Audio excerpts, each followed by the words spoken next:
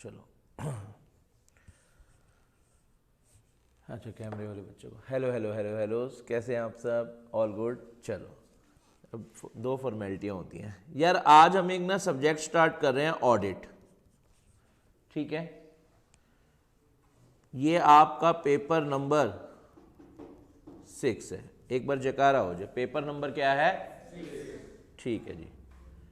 अच्छा सर, इसमें कोई सेग्रीगेशन है या जैसे बिजनेस लॉ और अदर लॉ होती थी, या जैसे ग्रुप 2 में FM एंड इको है, उनमें कुछ कुछ मार्क्स बटे हुए हैं ना, 60-40 ऐसे वाला, या EIS SM है 50-50 बटे हुए हैं। सर क्या इसमें भी कुछ ऐसा है क्या? जवाब क्या आ रहा है? नहीं यार, ये फुल फ्लैग अपने आप में एक क्या है, पेपर है 100 मार्क्स का। और आज आप ऑडिट से जुड़ रहे हैं, लाइफ टाइम आपको बेटा ये ऑडिट का सब्जेक्ट ही कमा कर देगा। ठीक है ना? चाहे आप किसी कंपनी में जॉब करने जाते हैं तो आपका कोई ऑडिट करने आएगा। ठीक है, और अगर या तो फिर आपने प्रैक्टिस का काम करा तो फिर आप ऑडिट करने जाएंगे। यानी ऑडिट एक ऐसा सब्जेक्ट है जिससे आप हमेशा कनेक्टेड रहेंगे। आज जुड़ रहे हैं, लाइफ टाइम तक आप ऑडिट से कनेक्टेड रहेंगे। ठीक है, अब ऑडिट का मीनिंग होता क्या है हमें डिटेल में पढ़ना है। वैसे तो आप सब लॉ के अंदर कंपनी ऑडिट का चैप्टर पढ़ चुके हो, तो वो मैं मानकर चल रहा हूं वो 1% था। आज हम डिटेल में पढ़ने जा रहे हैं कंपनी ऑडिट के बारे में।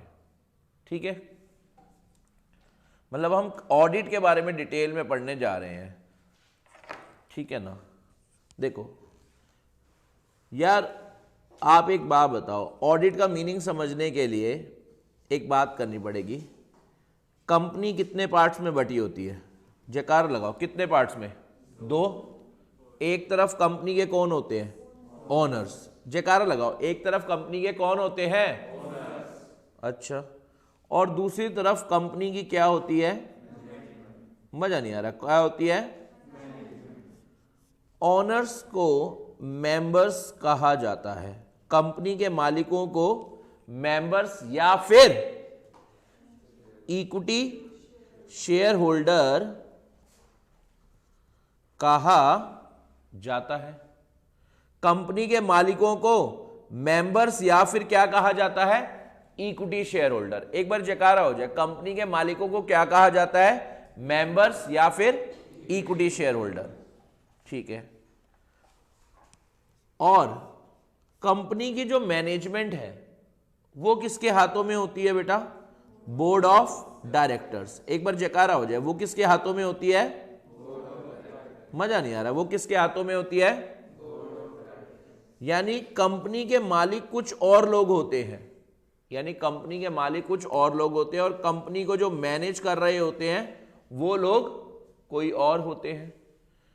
यार एक बात बताओ, जब कंपनी को मैनेज करने वाले जो लोग हैं, डे टू डे के सारे काम बोर्ड ऑफ डायरेक्टर्स ने ही संभाल रखे हैं। एक बार जयकारा हो जाए, डे टू डे के सारे काम किन्होंने संभाल रखे हैं?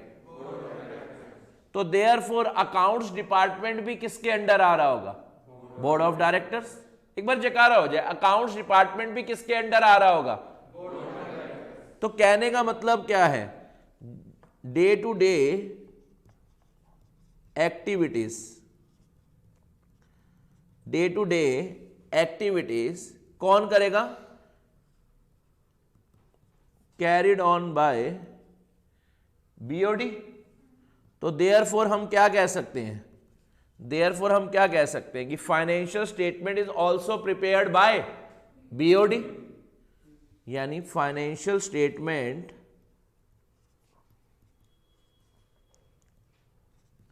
is also prepared by BOD। अब देखो यार, कंपनी के मालिक कोई और हैं, कंपनी के मालिक कोई और हैं और कंपनी के अकाउंट्स, हिसाब किताब कोई और रख रहा है। तो क्या मालिक ये जानना चाहेंगे या नहीं कि यार जो हिसाब किताब बनाया है क्या वो सही बनाया है या नहीं? क्या कंपनी के मालिक यानी मेंबर्स और इक्विटी शेयर होल्डर्स ये जानना चाहेंगे या नहीं कि यार हमारे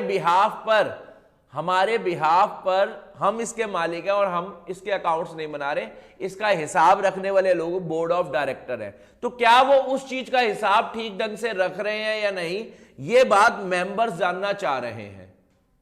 ठीक है, अब सवाल क्या उठता है, यार मेंबर्स ये जानना चाह रहे हैं लेकिन मेंबर्स कह रहे हैं हमें तो अकाउंट्स आती ही नहीं है। अकाउंट्स अगर इस दुनिया में किसी को आती है तो वो हैं बेटा कौन? Chartered accountants.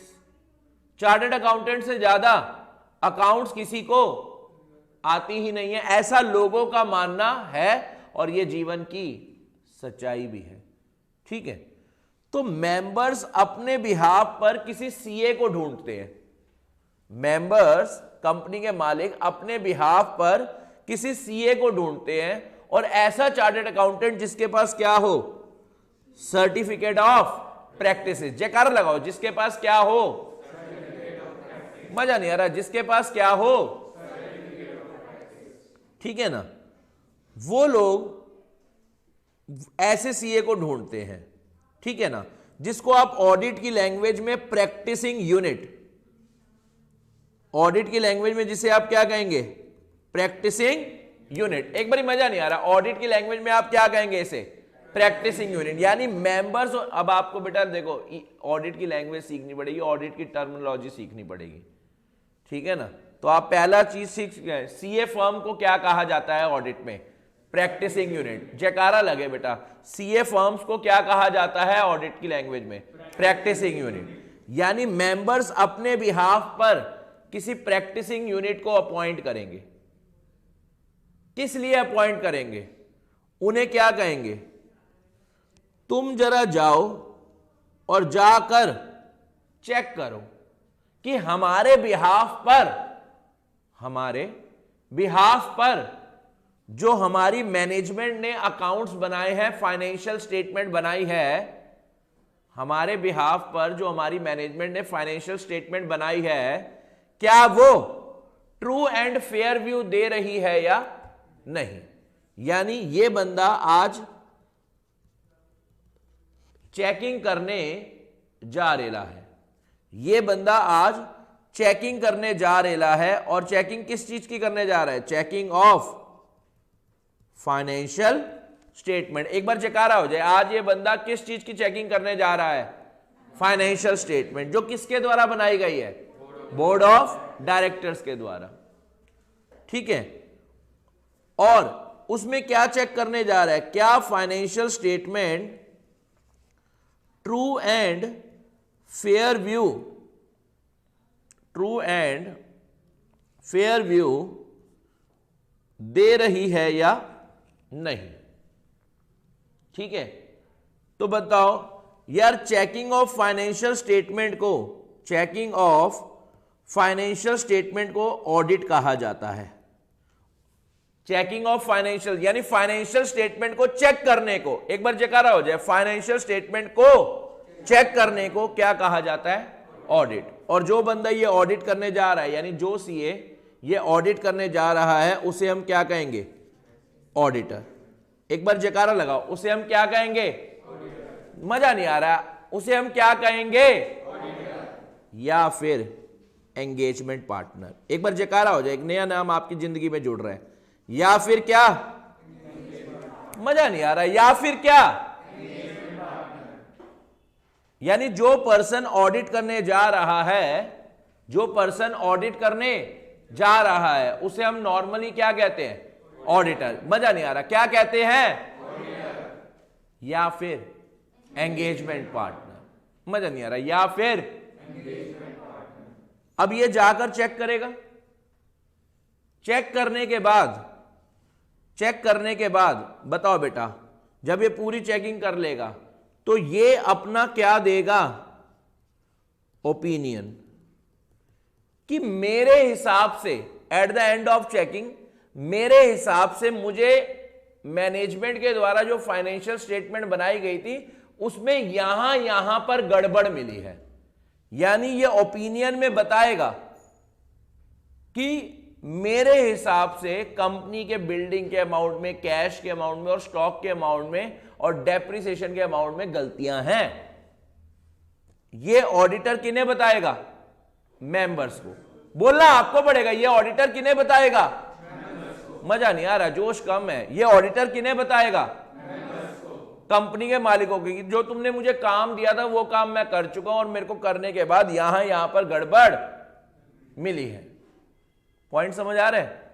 और बताओ ओपिनियन ये ओरल फॉर्म में देगा या रिटर्न फॉर्म में? रिटर्न फॉर्म में, यानी ओपिनियन देगा इन राइटिंग, ओपिनियन देगा इन राइटिंग, ठीक है ना। और जब वो ओपिनियन लिखत में देता है तो वो चीज बन जाती है रिपोर्ट, और क्योंकि ये रिपोर्ट ऑडिट से कनेक्टेड है तो इसका नाम क्या हो जाएगा? Audit report. एक बार जयकारा लगा दो, इसका नाम क्या हो जाएगा? मजा नहीं आ रहा है, इसका नाम क्या हो जाएगा? बहुत बढ़िया, ठीक है ना। एक बारी फटाफट से आप यहां तक नोट करो, देखते हैं पहले कौन कर पाता है।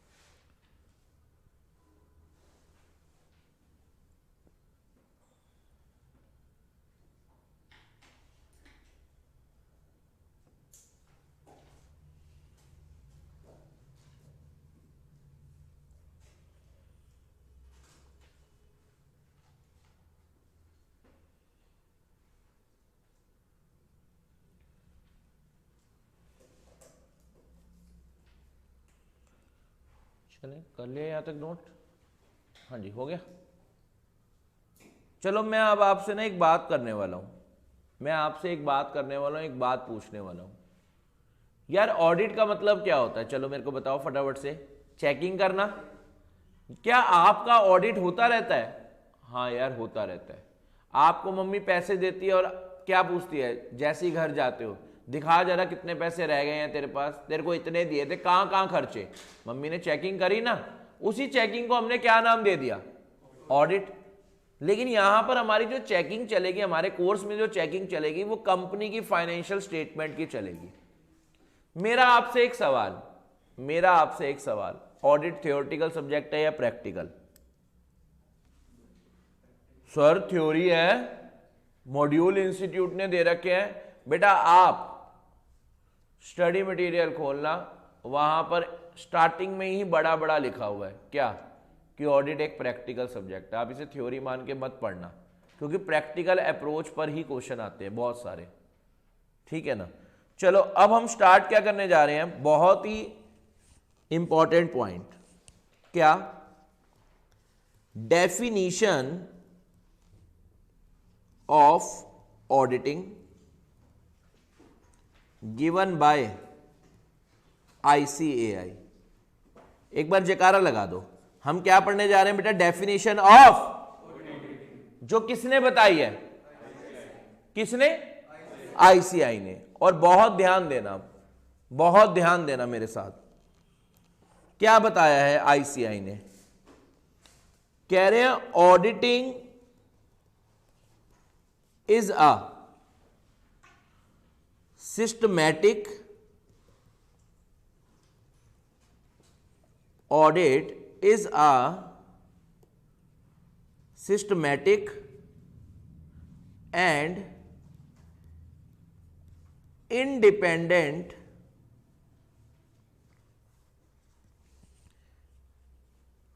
एग्जामिनेशन। क्या कह रहे हैं, ऑडिटिंग क्या है, एक systematic and independent examination. Sir ये क्या होता है? अब आप मेरी बात जरा 2 मिनट रुकेंगे और सुनेंगे। आप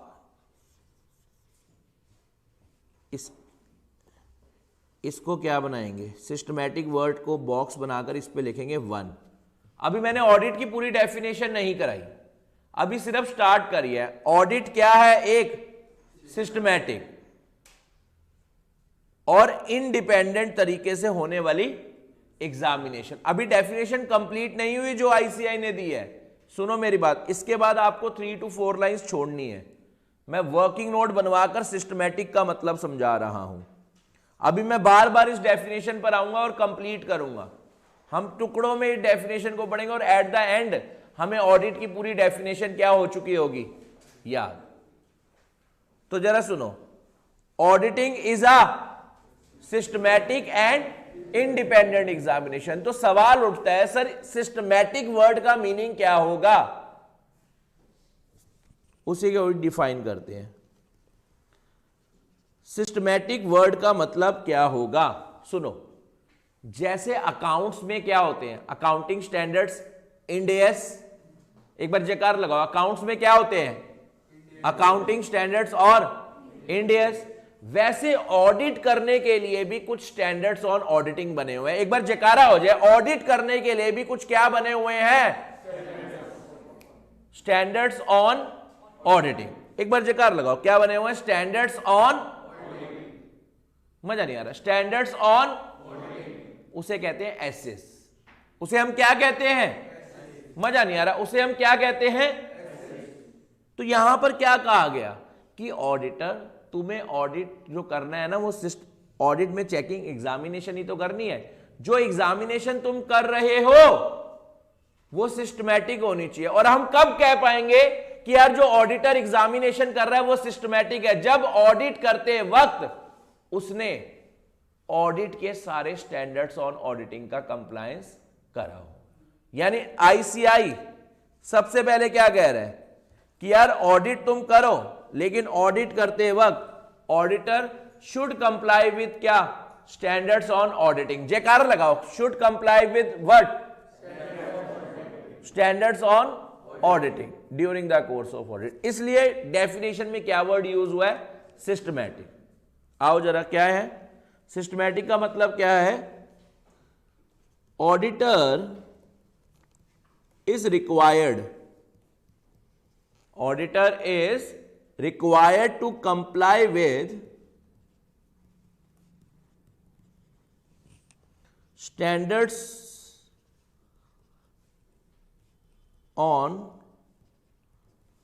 ऑडिटिंग यानी एसेस इशूड बाय, किसने करे होंगे इशूड बाय? आईसीआई। कब? Audit is required to comply standards on auditing SAs, जो इशू करे हैं आईसीआई ने, लेकिन कब? कब? During the course of audit. एक बार जयकारा हो जाए, ड्यूरिंग द, मजा नहीं आ रहा, ड्यूरिंग द, पॉइंट समझ आया? कह रहे हैं ऑडिटर तुम्हें, अगर तुम एसएस का कंप्लायंस कर रहे हो तब हम मानेंगे कि तुमने जो ऑडिट करा है वो कैसा करा है, सिस्टमैटिक तरीके से। मजा नहीं आ रहा आपके साथ, आपको बोलना पड़ेगा। जब आप ऑडिट करते वक्त एसएस को फॉलो करते हो तो हम क्या मानेंगे, तुम्हारी चेकिंग कैसी है, सिस्टमैटिक। अच्छा, सिस्टमैटिक ऑडिट होने के लिए मैंने कहा है या आईसीआई ने? गुड यार, बहुत बढ़िया। तो आपने पहला वर्किंग नोट नोट कर लिया। चलो वापिस आ जाओ। दूसरी बात कह रहे हैं ऑडिट एक क्या है, सिस्टमैटिक एंड इंडिपेंडेंट एग्जामिनेशन। तो आप सब इंडिपेंडेंट एग्जामिनेशन पे बॉक्स बनाएंगे।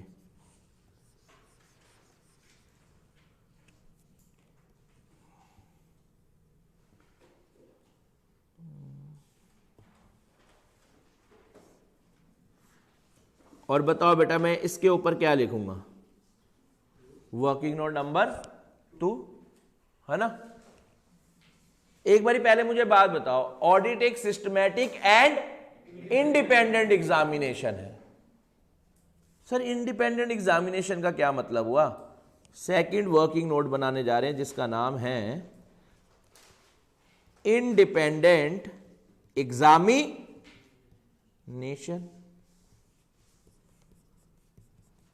Independent examination. Sir independent examination किसे कहेंगे? सवाल क्या उठ रहा है, सर हम इंडिपेंडेंट एग्जामिनेशन किसे कहेंगे? सुनो बहुत ध्यान से सुनो। जब ऑडिट करने वाला पर्सन यानी ऑडिटर इंडिपेंडेंट पर्सन होगा, जब एग्जामिनेशन करने वाला पर्सन यानी ऑडिट करने वाला पर्सन एक इंडिपेंडेंट पर्सन होगा, तो हम कह पाएंगे उसके द्वारा करी गई चेकिंग क्या है, इंडिपेंडेंट। सर मतलब पहले एक बार हिंदी में थोड़ा सा लिखते हैं, क्या कह रहा हूं? हम तब इंडिपेंडेंट एग्जामिनेशन मानेंगे, हम तब independent examination of financial statement कहेंगे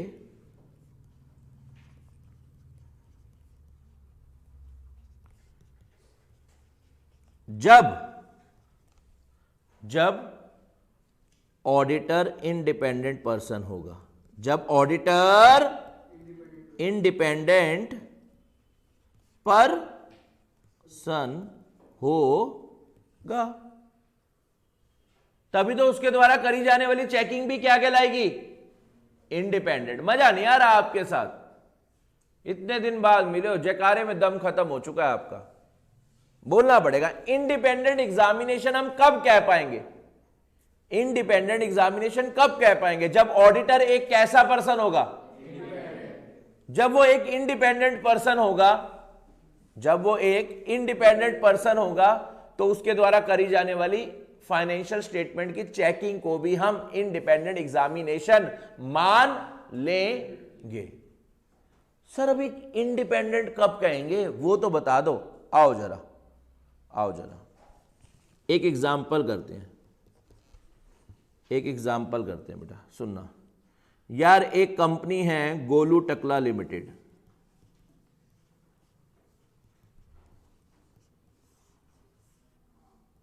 एक कंपनी है जिसका नाम क्या है, गोलू टकला लिमिटेड। ठीक है जी। अब ये जो गोलू टकला लिमिटेड है, इसके बोर्ड ऑफ डायरेक्टर में एक विनोद है। ठीक है, ये कंपनी है गोलू टकला लिमिटेड और उसके बोर्ड ऑफ डायरेक्टर में एक पर्सन कौन है? विनोद है, यानी विनोद इस कंपनी का डायरेक्टर है। विनोद का बेटा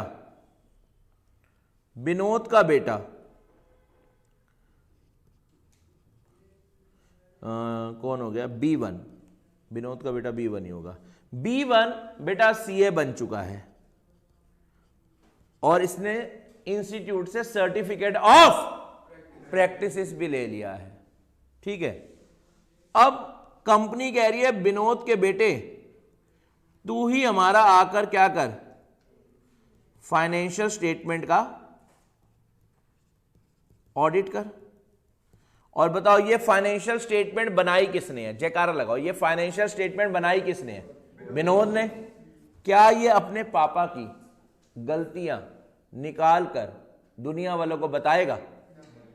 यानी ये इस कंपनी पर क्या है? डिपेंडेंट।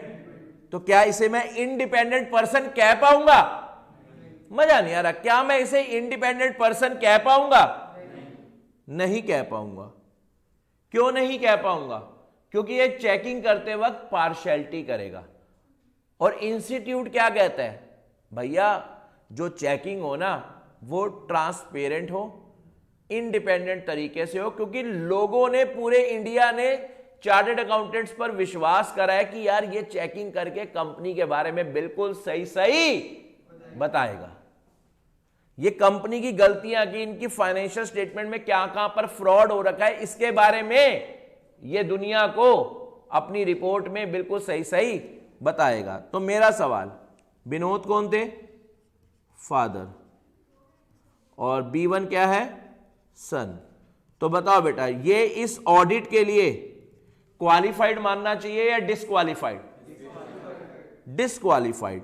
रीजन क्यों डिसक्वालिफाइड मानना चाहिए? इसे डिसक्वालिफाइड क्यों मानना चाहिए? रीजन क्योंकि ये क्या नहीं है? Independent person. मजा नहीं आ रहा, ये इंडिपेंडेंट पर्सन नहीं है। और इंस्टीट्यूट क्या कहता है, क्या चाहता है कि ऑडिट करने वाला जो इंसान आए वो क्या हो? Independent person. चलो एक और बात कर लेते हैं। सर अभी हमें नोट करने का मौका दोगे? हाँ 2 मिनट सुनो। एग्जाम्पल 2, यार एक कंपनी है गोवा लिमिटेड है, एक कंपनी है गोवा लिमिटेड। ठीक है, इस कंपनी में एक एम्प्लॉय है जिसका नाम है किंगफिशर। ठीक है, ये इस गोवा लिमिटेड का क्या है? एम्प्लॉय। ठीक है, अब मेरी बात जरा सुनना, ये इस कंपनी का एम्प्लॉय है, ये CA है। और बताओ बेटा कंपनी चाह रही है यार इससे ही क्या करवा लिया जाए? ऑडिट। बताओ अगर हम इसी से, अपने एम्प्लॉय से ही ऑडिट करवाना चाहेंगे, क्या वो हमारी गलतियां बाहर वालों को बताएगा या नहीं बताएगा? अगर बताएगा तो हम इसे जॉब से, मजा नहीं आ रहा, अगर बताएगा तो हम इसे जॉब से, तो बताओ यार क्या इसे ऑडिट देना चाहिए या इस पर कांटा लगा? हाय लगा। क्यों कांटा लगा? क्योंकि ये डिपेंडेंट पर्सन है। किस पर डिपेंडेंट है? कंपनी पर। इसे डर है कि अगर मैं कंपनी की बुराइयां, फाइनेंशियल स्टेटमेंट की बुराइयां बाहर वालों के साथ करूंगा तो बताओ कंपनी मुझे निकाल देगी। तो ये निकालेगा गलतियां? क्या ये ऑडिट सही ढंग से करेगा? ये क्यों नहीं करेगा? बताओ क्यों नहीं करेगा? क्योंकि ये इंडिपेंडेंट पर्सन, ये इंडिपेंडेंट पर्सन नहीं है, इसलिए ये ऑडिट नहीं कर पाएगा और इसे क्या माना जाएगा? डिसक्वालिफाइड। अब आपको समझ आ रहा होगा, यानी अभी तक मेरे को एक बार सारे रिवाइज कराओ। आ जाओ 2 मिनट इधर ध्यान लगाओ, सारे बच्चे जागो। चलो सब्जेक्ट का नाम ऑडिटिंग एंड एश्योरेंस। सब्जेक्ट का नाम क्या है? मजा नहीं आ रहा। सब्जेक्ट का नाम क्या है? पेपर नंबर, मजा नहीं आ रहा, पेपर नंबर 6 है ना। और अगर मैं बात करूं क्या इसमें कोई सेग्रीगेशन है इतने का ये और उतने का वो? नहीं, 100 के 100 मार्क्स का ये पूरा फुल फ्लैज पेपर है। और ये थियोरेटिकल पेपर नहीं है, प्रैक्टिकल पेपर है, आपको मानकर चलना पड़ेगा। वो आपको ड्यूरिंग द कोर्स दिखेगा भी, है ना। प्रैक्टिकल एक्सपोजर आपको जो दूंगा वो आपको दिखेगा भी कि प्रैक्टिकल सब्जेक्ट है, ठीक है ना। अच्छा, फिर ऑडिट समझने के लिए हमने क्या करा था? कंपनी कितने पार्ट्स में बांटी थी? मजा नहीं आ रहा आपकी आवाज में। कंपनी कितने पार्ट्स में बटी थी? 2 पार्ट्स में। एक तरफ एक गली में कौन बैठे हुए हैं? ऑनर्स, और दूसरी गली में मैनेजमेंट। ऑनर्स किन्हें कहते हैं? दम नहीं है, ऑनर्स किन्हें कहते हैं? मेंबर्स या इक्विटी शेयर होल्डर को। और मैनेजमेंट किसे कहते हैं कंपनी की? Board of director. अकाउंट्स कौन बनाएगा? मालिक या बोर्ड ऑफ डायरेक्टर्स? अकाउंट्स उन्होंने बनाए, क्योंकि डे टू डे का काम उन्होंने संभालना, तो रोज की अकाउंटिंग भी वही संभाल रहे हैं। लेकिन क्या वो अकाउंटिंग सही कर रहे हैं या नहीं, ये बात कौन जानना चाहते हैं? मेंबर्स, मालिक। क्या मालिकों को खुद को अकाउंट्स आती है? वो कह रहे हैं यार हमें तो इतनी नहीं आती। उनकी नजरों में एक महान इंसान दिख रहा है, वैसे वो आपको भी दिख रहा है। वो कौन होता है बताओ? सीए, है ना। तो उन्होंने कहा यार किसी सीए को बुलाते हैं, और ऐसे सीए को बुलाएंगे जो प्रैक्टिसिंग हो। नॉर्मल सीए जॉब वाले को नहीं बुलाएंगे, प्रैक्टिसिंग सीए को बुलाते हैं और कहते हैं यार जॉब कर, वो वहां हमारे बिहाफ पर तू फाइनेंशियल स्टेटमेंट चेक करने जा। अच्छा, जिस प्रैक्टिसिंग सीए को बुला रहे हो उसकी फर्म को मैं क्या कहूंगा? Practising unit. मजा नहीं आ रहा, उसे मैं क्या कहूंगा? ठीक है, वो प्रैक्टिसिंग यूनिट जा रही है। प्रैक्टिसिंग यूनिट का जो सीए ऑडिट करने जा रहा है उसे मैं क्या कहूंगा? ऑडिटर या फिर एंगेजमेंट पार्टनर। मजा नहीं आ रहा, ऑडिटर या फिर। वो जाएगा, चेकिंग करेगा, चेकिंग करने के बाद बताएगा यहां यहां गलतियां हैं, यानी वो अपना क्या देगा? ओपिनियन। किसको ओपिनियन देगा? मेंबर्स को। और ओपिनियन ऑरली देगा रिटर्न में, और रिटर्न में जिसमें दे रहा उसको क्या कहेंगे? Audit report. फिर मैंने स्टार्ट करी ऑडिटिंग की डेफिनेशन, गिवन बाय। मजा नहीं आ रहा, गिवन बाय।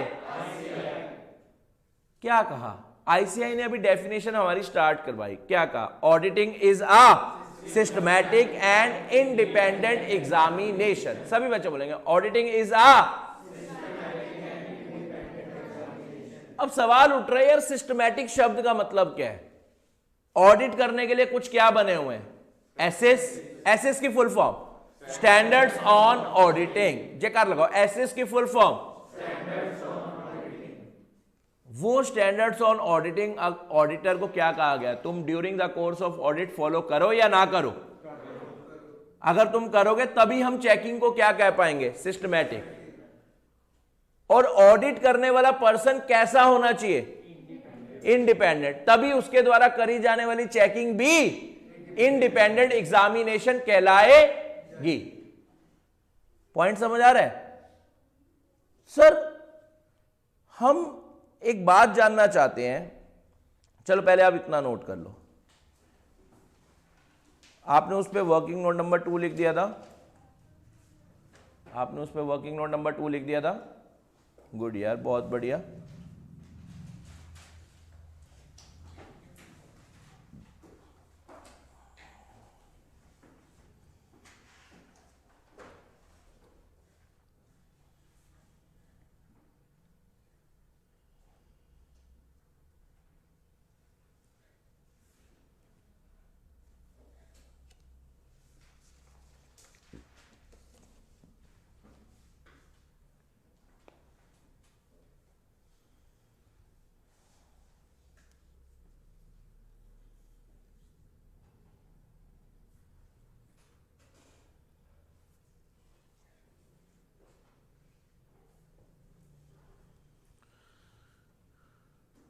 चले थोड़ा सा और ऊपर कर दूं।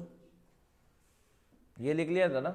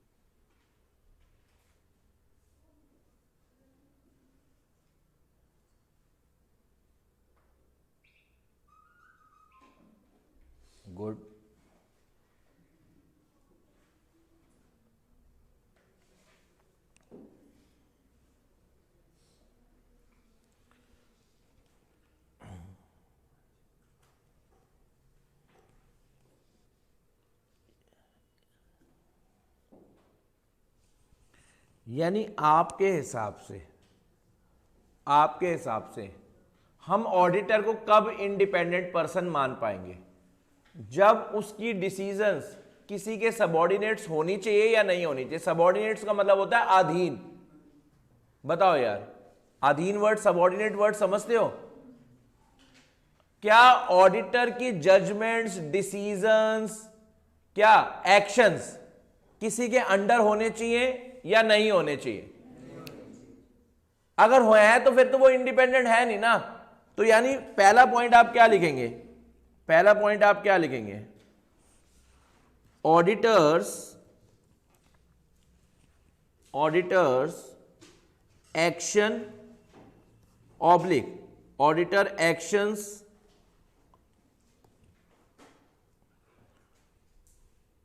Auditor action oblique judgement oblique decisions.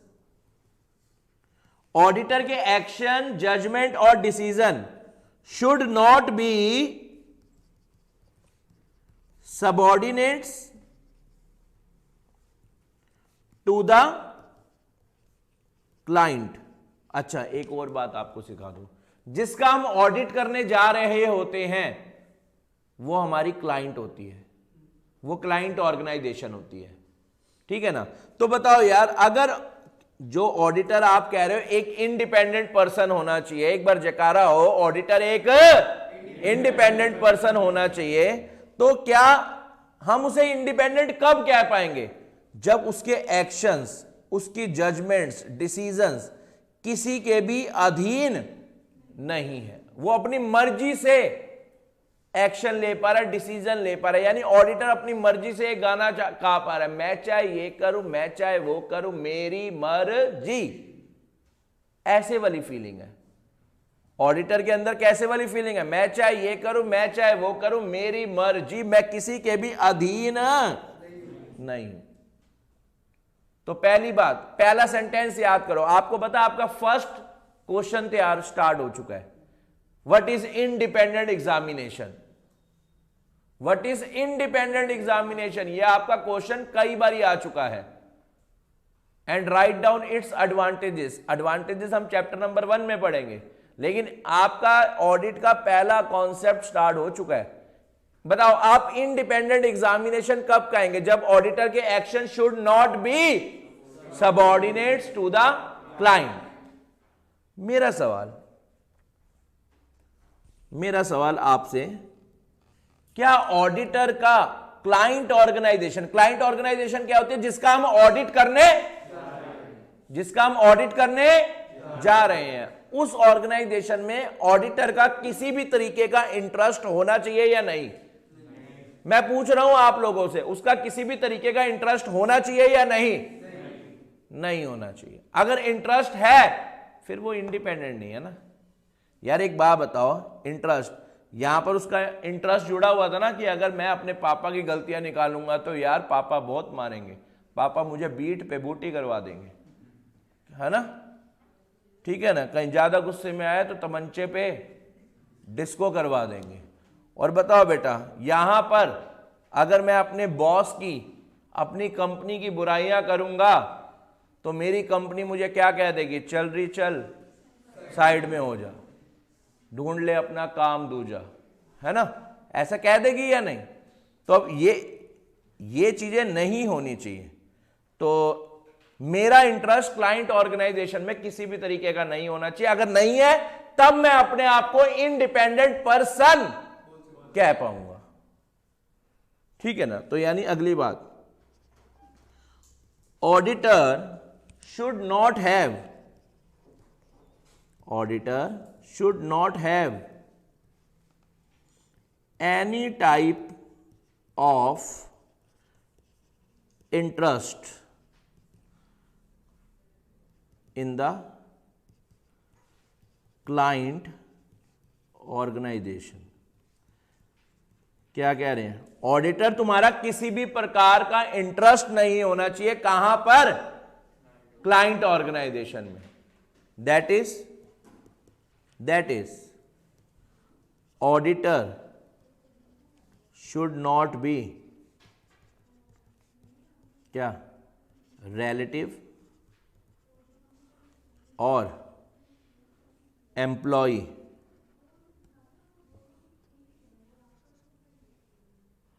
relative or employee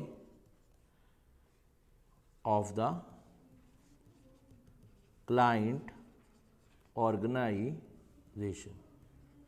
अच्छा, आप सब भी ना हाइलाइटर खरीद लेंगे, आप सब भी बेटा हाइलाइटर खरीद लेंगे, 2-3 तरह के पेन खरीद लेंगे, हेडिंग अलग से बना करेगी, अंदर के मैटर अलग कलर के पेन से, क्योंकि मैं आपको बताऊं, मैं आपको और कुछ पढ़ना ही नहीं है, आपको जो मैं कह रहा हूं वो पढ़ना है। और वो क्या है, जो रजिस्टर मैं मेंटेन करवाऊंगा ना आपका, जो हम रजिस्टर लिखेंगे, बस आपको वो ही पढ़ना है, उसके अलावा कुछ भी नहीं पढ़ना, ठीक है। प्लस जो मैं उसके साथ स्कैनर दूंगा, इन दोनों के अलावा आपको कुछ भी करने की जरूरत नहीं है, मैं आपको गारंटी दे रहा हूं।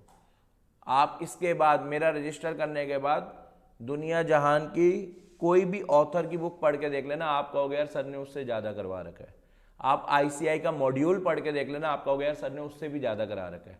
एक्स समझ रहे, हमारी कवरेज पूरी होगी, बस आपको क्या करना है, रजिस्टर पर कमांड बनानी है, सिर्फ आपको रजिस्टर पर फोकस करना है। और आज आपकी स्टार्टिंग की क्लास है, आपको रजिस्टर के पेजेस में रेट्रोस्पेक्टिव रिवीजन पे फोकस करना है।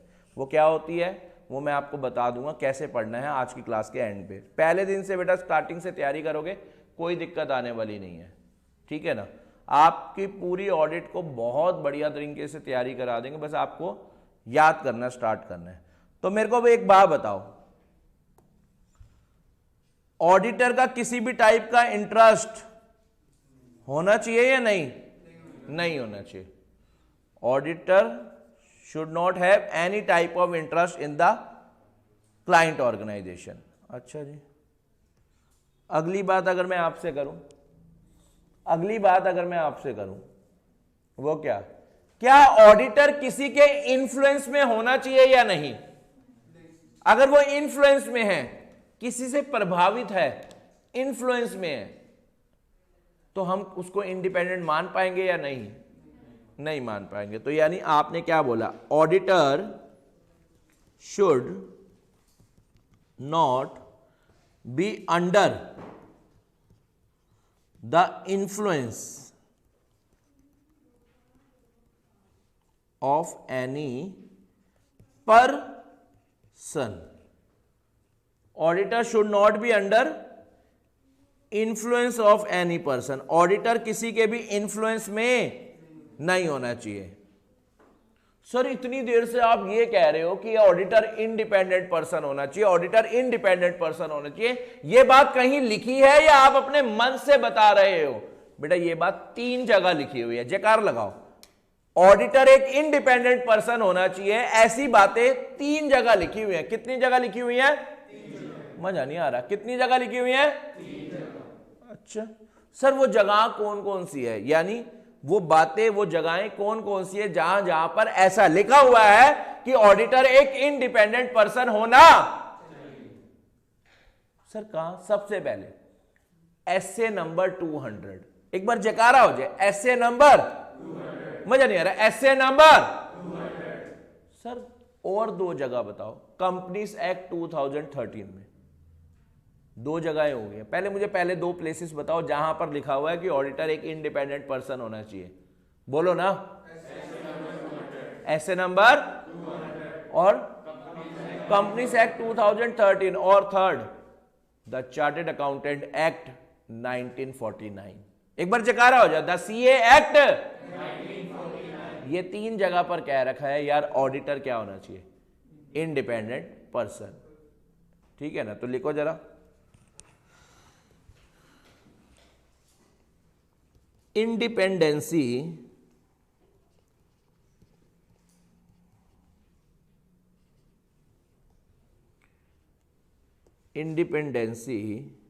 of auditor is required due to SA 200। Sir एक बात बताओ, हमें 200 एसए पढ़ने हैं? नहीं भाई, इसकी नंबरिंग ऐसी है, इसकी नंबरिंग ऐसे है। सर हमें कितने पढ़ने हैं? सरप्राइज, ठीक है, अभी नहीं बताएंगे, पहली क्लास में नहीं आपको बताएंगे। ऐसे नंबर कौन सा पढ़ना है आपको, मतलब ऐसे नंबर कौन से में 200। यार ये नंबरिंग दी गई थी, मैं आपको बताता हूं अभी हुआ क्या था। इस नंबरिंग के पीछे भी लॉजिक आपको पता होना चाहिए पहले दिन से ही, पहले मैं लिखवा लूं। दूसरा, द कंपनीज एक्ट 2000, बदतमीज, तेरा बोलते हैं, आपका बोलते हैं, नालायक। और last, the CA act 1949। Sir हमने सीए एक्ट तो कभी पढ़ा नहीं, क्या हम जिंदगी में पढ़ेंगे सीए एक्ट? हाँ, सीए फाइनल में पढ़ोगे प्रोफेशनल एथिक्स के रूप में। एक सीए के अंदर, इस सीए एक्ट में क्या लिखा हुआ है, एक प्रोफेशनल के अंदर क्या क्या एथिक्स, गुड बिहेवियर कौन सा होना चाहिए। जब आप ऑडिटर बन के जा रहे हो, अकाउंटेंट बन के जा रहे हो, आप वहां पढ़ेंगे सीए एक्ट। मुझे पहले सर हमें ना ऐसे 200 का लॉजिक बताओ, हम तो डरे पड़े हैं, हम तो घबराए पड़े हैं, क्या हमें 200 ऐसे पढ़ने हैं? नहीं, मैं आपको बताता हूं, बात 2008 से पहले की है, जरा सुन लो। बात 2000, मैं बेटा वो नहीं हूं फुकरे वाला चूचा जो मैं तुम्हें कहानी सुना रहा हूं। कई बंदे तो इंटरेस्ट ले रहे हैं, यस अभी भोली पंजाबन आएगी, नहीं बेटा कोई नहीं आने वाला, मैं ही बताऊंगा सब कुछ, सुनो ठीक है ना। बात 2008 से पहले की है। पहले होते थे बेटा आस 1, आस 2, ऐसे। आस का मतलब होता था ऑडिटिंग एंड एश्योरेंस स्टैंडर्ड। आस का मतलब क्या होता था बताओ? Auditing and assurance standards 1, auditing and assurance standard 2, ऐसे होते थे। लेकिन 2008 में बिजलियां गड़गड़ाई, बादल बरसने लगे, सबने ऊपर देखा, लगता है कुछ आज अलग होने वाला है। प्रभु कृष्ण खड़े हुए हैं, प्रभु कृष्ण ऐसे खड़े हुए हैं, और प्रभु कृष्ण ने कहा आईसीआई तुम भी अपने जीवन में बदलाव करो। आईसीआई ने कहा जो हुक्म मेरे आका। आईसीआई ने क्या कहा कि हम भी ना अपने ऑडिटिंग स्टैंडर्ड्स को इंटरनेशनल लेवल पर लेकर चलते हैं, यानी जो पूरे वर्ल्ड लेवल पर स्टैंडर्ड्स ऑन ऑडिटिंग फॉलो हो रहे हैं ना, हम भी अपने आज को वैसा बना देते हैं। तो बताओ बेटा, वो 1 अप्रैल 2008 से जिनका पुराना नाम क्या होता था, आज 1, उसे कह दिया गया SA 200। ओ बस नंबरिंग इंटरनेशनल वाली उठा रखी है, बातें तो मतलब इंडियन ही है। पॉइंट समझ आ रहा है आपको? क्योंकि पहले भी हमने बाहर से ही कॉपी कर रखा था। सुन लो, कैमरा है, ओके। पहले भी हमने बाहर वालों से ही देख के बना रखे थे, और अब हमने उसमें थोड़ा बहुत मॉडिफिकेशन कर दिया, नंबरिंग वही वाली ले ली, इंटरनेशनल लेवल पर ले गए इसको। पॉइंट समझ आ गया?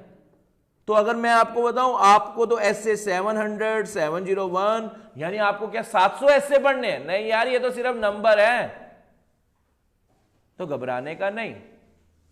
ओके, पक्का? तो आपने मेरे ख्याल से यहां तक लिखा, अभी तक नहीं लिखा? ये सारे पॉइंट्स लिख लिए? वाह यार, तुम तो इंटेलिजेंट हो गए फर्स्ट क्लास से। अब आ जाओ वापिस डेफिनेशन पे।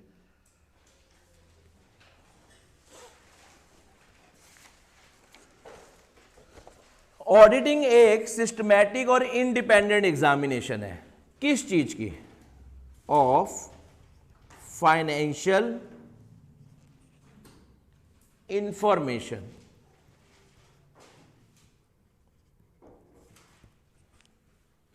Of financial information. Financial information का मतलब फाइनेंशियल स्टेटमेंट। सर दो शब्द हैं, कुछ तो डिफरेंस होगा।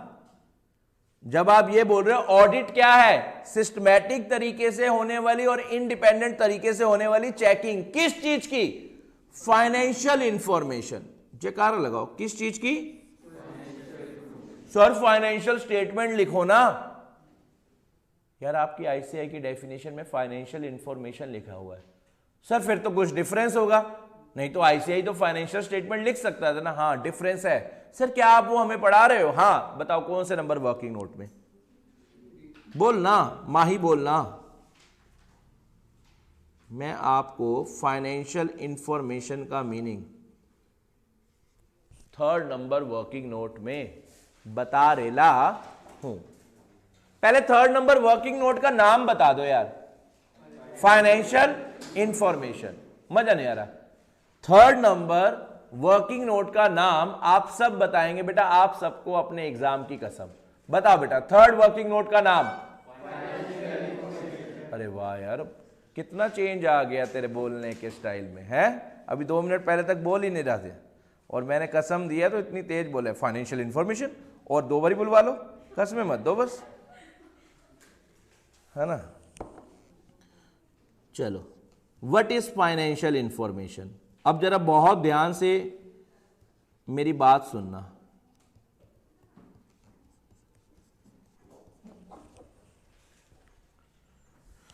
यार आपने कभी एसपीएल बनाया है? एसपीएल क्या होता है? SPL statement of profit and loss. ठीक है जी, कैसे बनता है थोड़ी सी हेल्प करना यार, आप ज्ञाता हैं। यहां पर आप लिखते थे पार्टी के कूलर्स, यहां पर नोटों की बात भी कर लेते थे, नोट नंबर और अमाउंट, ऐसा सा कुछ होता था। अच्छा, सबसे पहले आप क्या लिखते थे? सर अकाउंट्स की याद दिला दी आपने। Revenue from operation. अच्छा, फिर आप क्या लिखते थे? Plus other income. अच्छा, फिर क्या होता था? बोतल। अच्छा भाई, सुबह सुबह नहीं भाई, बोतलों की बात सुबह सुबह नहीं। तुम आज वैसी वीकेंड है, तुम मूड बनवा रहे हो क्या? इधर ध्यान दो। बोतल। चलो, टोटल आ जाता था यहाँ पर, और टोटल को हम प्यार से कहते थे ए, है ना। नहीं, आप वैसे गुस्से में भी कह सकते हैं ए। फिर इसके बाद बताओ क्या होता था? एक्सपेंसेस। और एक्सपेंसेस में सबसे पहले सर हमें तो चक्कर ही आ गया है, बड़ी मुश्किल से निपटा है, आप फिर यादें दिला रहे हो। Purchases, change in stock,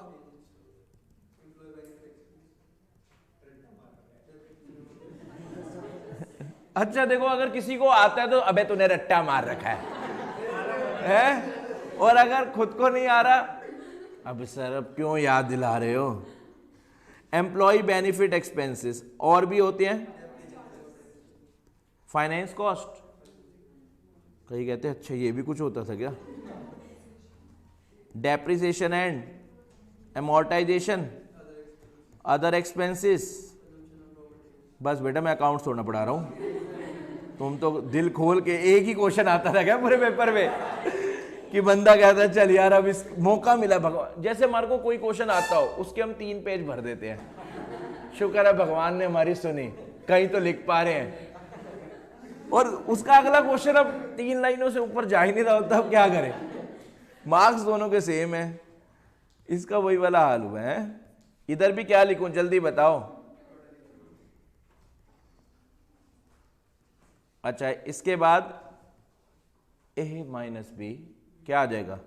profit before tax. और मैं अब थोड़ा शॉर्टकट में बना रहा हूँ, टैक्स हम अकाउंट्स तो पढ़ नहीं रहे, तो आपका प्रॉफिट आफ्टर टैक्स। अब सर नंबर ऑफ शेयर से डिवाइड कर दो, ईपीएस भी। अरे भैया हमें नहीं पढ़ना यार इतना, मुझे जो बताना है वो बताने दो। यहां तक की बातें समझ आ रही है? अच्छा, अब जरा सुनना, फिर एक बैलेंस शीट भी होती है। अरे वाह यार, आज भगवान तेरी सुन रहे, सारे कॉन्सेप्ट फाइनल अकाउंट से। क्वेश्चन आया था इस बारी फाइनल अकाउंट का? नहीं, मंदिर गुरुद्वारे जाने का असर तो होता है नहीं। चलो, इधर क्या आएंगे बताओ? शेयर होल्डर फंड, है ना। शेयर होल्डर फंड में share capital, reserve and surplus. फिर शॉर्टकट में नॉन करंट लायबिलिटी, डिवेंचर वगैरह, percentage debenture, long term loan. और फिर क्या होती थी? करंट लायबिलिटी, जिसमें ट्रेड पेबल वगैरह आप लिख देते थे। ऐसी कुछ एसेट्स की साइड भी होती थी। एसेट साइड पे बहुत ही आसान, क्या? नॉन करंट एसेट, जिसमें टेंजिबल, इंटेंजिबल, और फिर करंट एसेट्स होते थे, और जिसमें क्या आप कहते थे? Inventory, trade receivable, cash and cash equivalent. अब मेरी बात जरा सुनना, सर इतना आपने कराया फाइनेंशियल इंफॉर्मेशन का, सीधा सीधा मीनिंग बताओ यार। ये एक एक चीज क्या है? Financial information. वर्ड जरा सुनो, फाइनेंशियल वर्ड का मतलब क्या होता है? पैसा, रोकड़ा। इंफॉर्मेशन मतलब सूचना। यार जो चीज पैसों की सूचना देती हो वो फाइनेंशियल इंफॉर्मेशन है।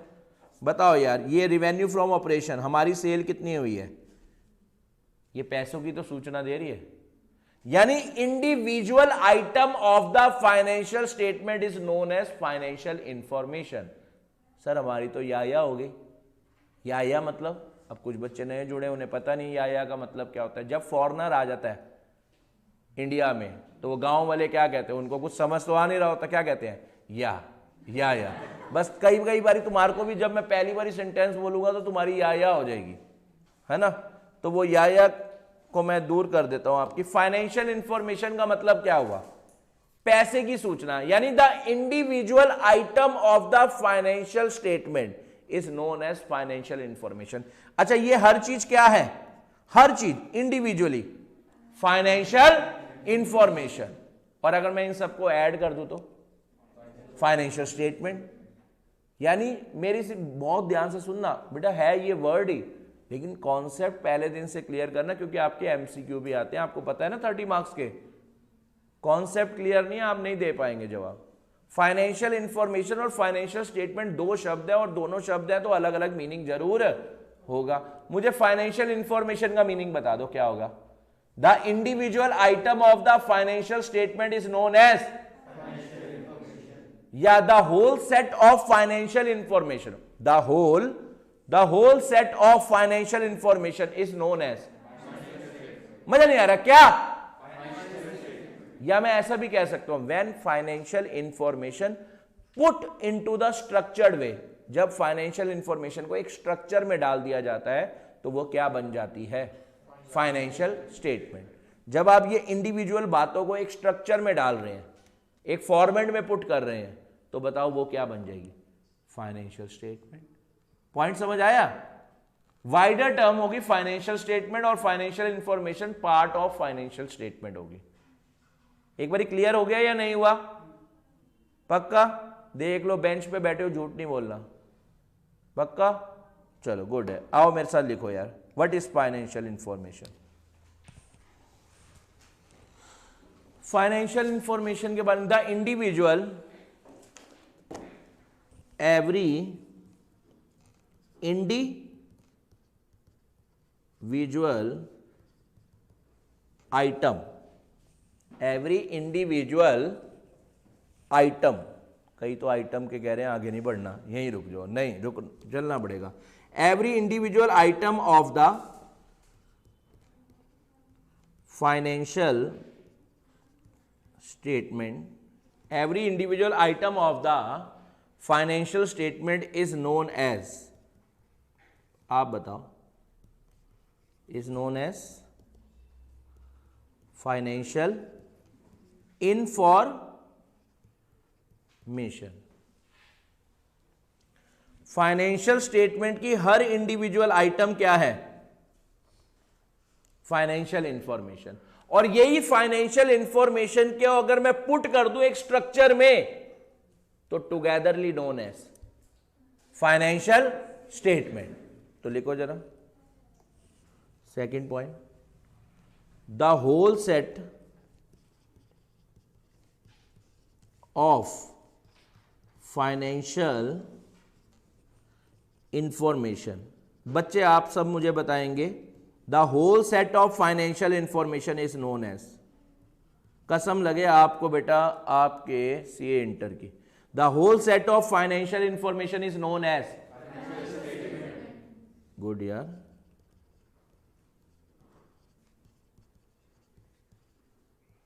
या हम ऐसा भी कह सकते हैं, व्हेन क्या? Financial information is put, when financial information is put into the किस way? Structured way, then it becomes, बताओ, देन इट बिकम्स क्या? फाइनेंशियल इंफॉर्मेशन को जब स्ट्रक्चर में डाल देते हो, देन इट बिकम्स क्या? बोलना पड़ेगा आपको। क्या? रुक जाओ, अभी कसम देता हूँ गंदी वाली। बेटा ये जो तुम्हारी मार्कशीट होती है ना, उसमें जो 4 अल्फाबेट लिखे जाते हैं, उसकी कसम। जल्दी बताओ। When financial information put into the structure way it becomes. कितना चेंज आ गया तेरे बोलने के स्टाइल में है। जब फाइनेंशियल इंफॉर्मेशन को एक स्ट्रक्चर में डाल देते हैं तो वो क्या बन जाती है? Financial statement. मेरा सवाल आपका कंपनी लॉ का, हमें कंपनी के बारे में ही पढ़ना है, सिर्फ स्पेशल एंटिटीज को छोड़ के जनरली हम मानकर चलते हैं हम कंपनी का ऑडिट करने जा रहे हैं। फाइनेंशियल स्टेटमेंट में कितनी चीजें आती थी? जल्दी बताओ कितनी चीजें आती हैं? 5 चीजें, बिल्कुल ठीक, अच्छी जगह लॉ पढ़ते हो बेटा। कहाँ? अच्छा मेरे पास, थैंक यू। अच्छा लगता है ना बेटा। फाइनेंशियल स्टेटमेंट में कितनी चीजें आती थी? 5। कोई बताएगा क्या क्या?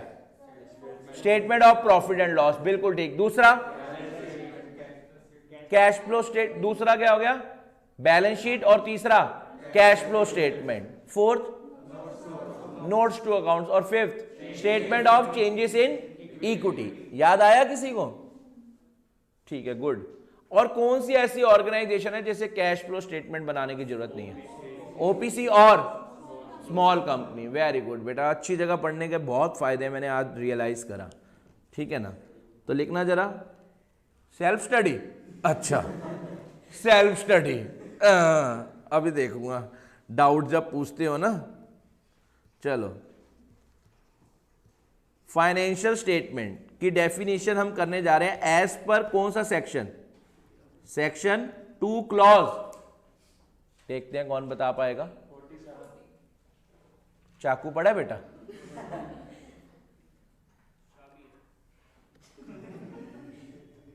चाबी बोली है ना?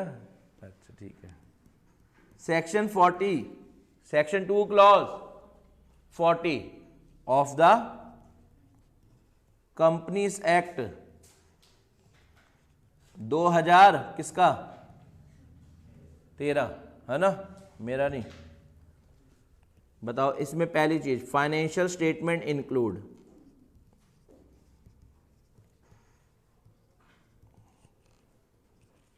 स्टेटमेंट ऑफ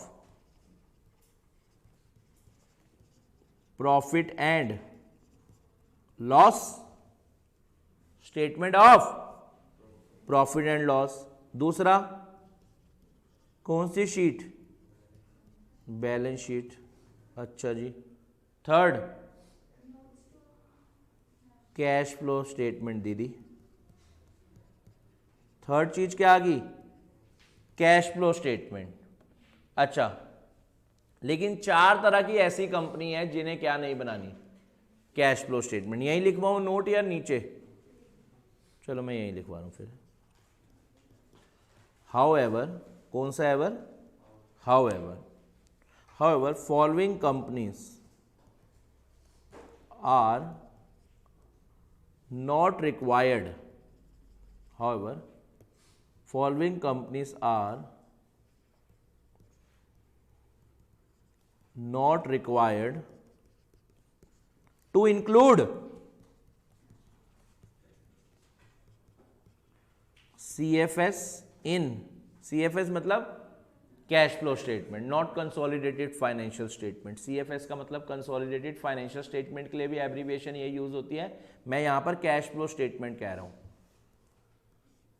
है ठीक है ना। However following companies are not required to include CFS in financial statement. अच्छा, उन कंपनीज के नाम बताना कौन कौन से आएंगे। पहली ओपीसी, ओपीसी बोले तो 1 पर्सन कंपनी। दूसरी छोटी कंपनी। Third dormant company. कौन सी कंपनी? डोरमेंट कंपनी कौन सी होती है, कोई बताएगा? जो एक्टिवली वर्क कर रही है या नहीं कर रही है? नहीं कर रही, इनएक्टिव लाइफ। और एक और प्राइवेट स्टार्टअप कंपनी। इन्हें क्या बनाने की जरूरत नहीं है? Cash flow statement.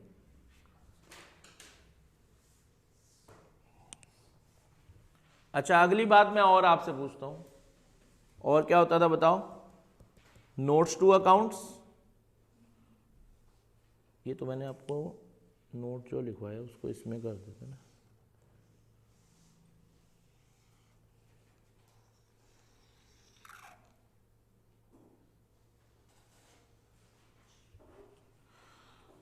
वापिस आ जाओ इसमें, नोट्स टू अकाउंट्स, और लास्ट बताओ क्या हो गया? Statement of changes in equity. Point समझ आ रहा है? पक्का? अच्छा जी, हटा दूं यहां तक, नोट कर लिया यहां तक। अब वापिस आना डेफिनेशन में।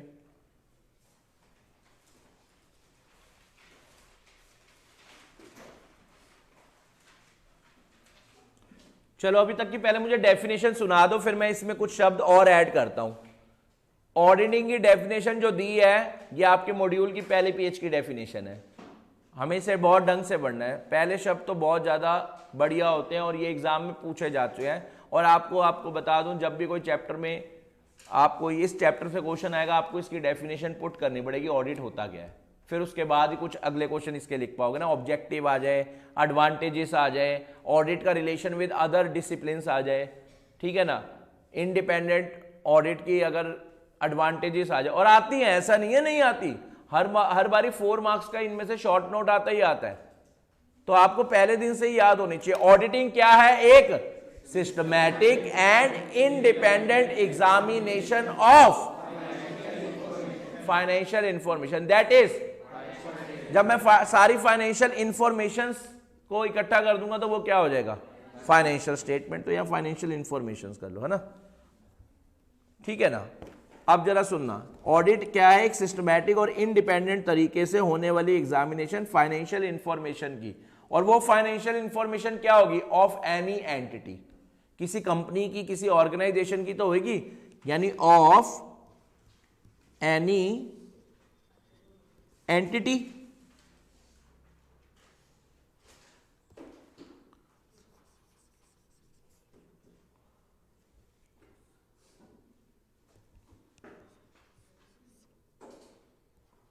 सर अब ये एंटिटी का मतलब यहां पर क्या हो जाएगा? एंटिटी का मतलब क्या होगा? जरा सुन लो मेरी बात।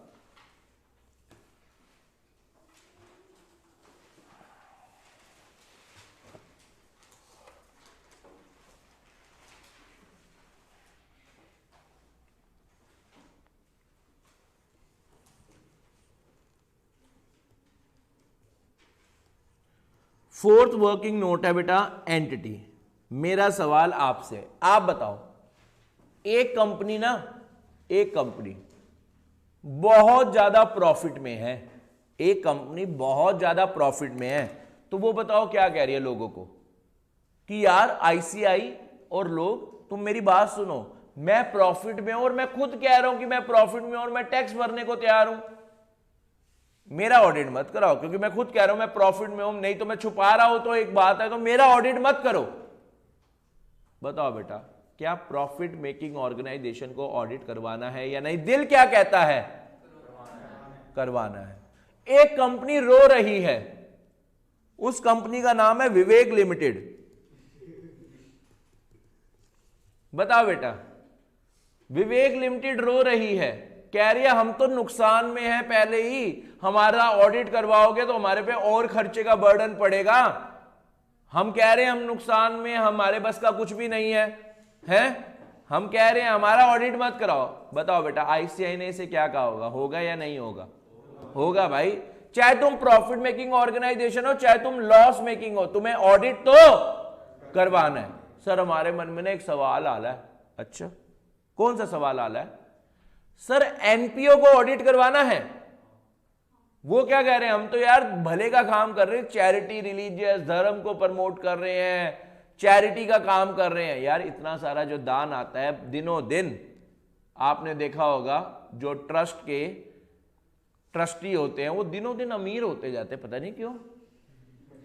बताओ कैसे? मेरे सामने की बात है, एक बंदा हमारे वहां पर बना किसी ट्रस्ट का प्रधान, मेंबर वगैरह बन के प्रधान वगैरह में सिलेक्ट हो गया, और आज उसके पास बेटा 4 कोठियां हैं, समझ नहीं आया कैसे। अब आप मुझे बताओ बेटा, क्या ट्रस्ट में घपले होते हैं या नहीं होते? होते हैं। तो बताओ बेटा, इनका ऑडिट होना चाहिए, इनके अकाउंट्स की चेकिंग होनी चाहिए या नहीं होनी चाहिए? होनी चाहिए ना। तो यही बात लिखी हुई है। यानी मैं आपसे पूछता हूं, प्रॉफिट मेकिंग ऑर्गेनाइजेशन का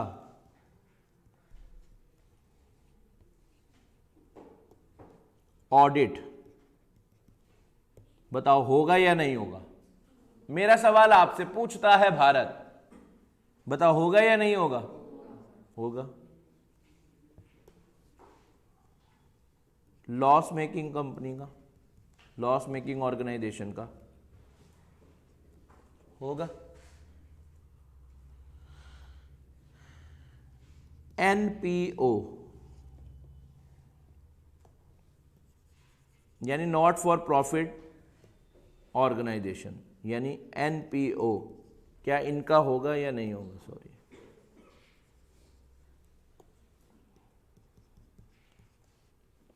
बताओ। इंस्टीट्यूट ने ना इसके लिए एक सेंटेंस यूज करा है, इंस्टीट्यूट ने एक सेंटेंस यूज करा है इसके लिए, every organisation is required to have their accounts audited irrespective of their form of business organization. irrespective, आप कोई भी हैं, ऑडिट करवाना है। अगर आपके अकाउंट्स बनते हैं तो आपको ऑडिट करवाना है। हाँ, इसकी एक्सेप्शन पढ़ेंगे, इसके एक्सेप्शन पढ़ेंगे, लेकिन जनरल सेंस में इंस्टीट्यूट ने क्या कह दिया है कि तुम्हारे को तो क्या करवा लेना है? ऑडिट बोलना पड़ेगा। तो अगर मैं यहां पर लिखूं नोट, नोट यार पिंक बनाते हैं, 2000 का तो लगे कम से कम। लिखो यार, क्या लिखोगे? Every entity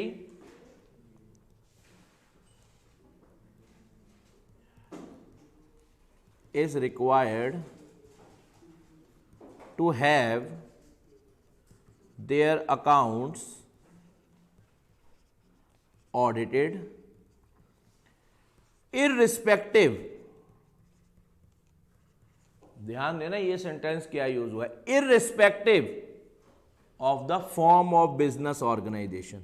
form of business organisation याद है आपको? याद करो वो बचपन के दिन, जाने कहां गए वो दिन, कौन से? 11th के।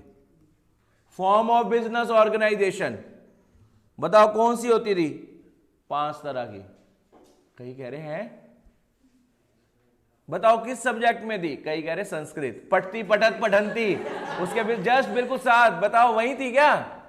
अरे बिजनेस में बिजनेस स्टडीज होती थी, है ना? उसका एक चैप्टर होता था, सेकंड या थर्ड पता नहीं कोई भी, तो उसमें होती थी फॉर्म्स ऑफ बिजनेस ऑर्गेनाइजेशन, जिसमें आप पढ़ते थे company, partnership firm, sole proprietor, cooperative society, LLP, HUF, Hindu undivided family. सुना है कभी? कई कह रहे ऐसा कहां था भाई, संस्कृत में तो था नहीं। चलो, इररिस्पेक्टिव ऑफ द फॉर्म, भाई आप किसी भी तरह की ऑर्गेनाइजेशन है, आपका ऑडिट तो होगा ही होगा। ऐसा मैं नहीं कहता, ICI कहता है।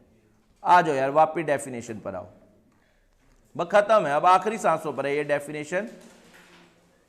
पहले मुझे यहां तक की डेफिनेशन सुनाएंगे आप, स्टार्ट हो जाओ, बस खत्म होने वाली है, 1 मिनट रह गया है, 1 मिनट रह गया डेफिनेशन को कंप्लीट करने में।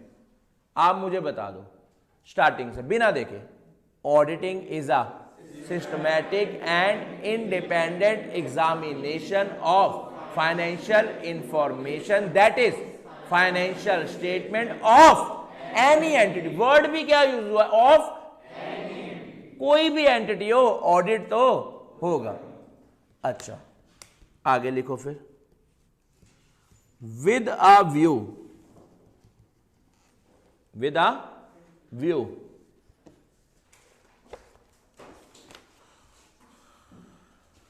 To express any opinion thereon. अब बहुत ध्यान से पहले इस डेफिनेशन को नोट करो और फिर मैं इसमें बताता हूं आपके पास। आपने दे दिया, इधर ध्यान दे दिया, सबने नोट करा, बहुत ध्यान से सुनना। अब मैं थोड़ी ना वर्डिंग चेंज कर रहा हूं, थोड़ा इजी कर रहा हूं, आपको समझ आए ताकि। आ व्यू की जगह ना हम ये भी कह सकते हैं विद एन ऑब्जेक्टिव। रुको,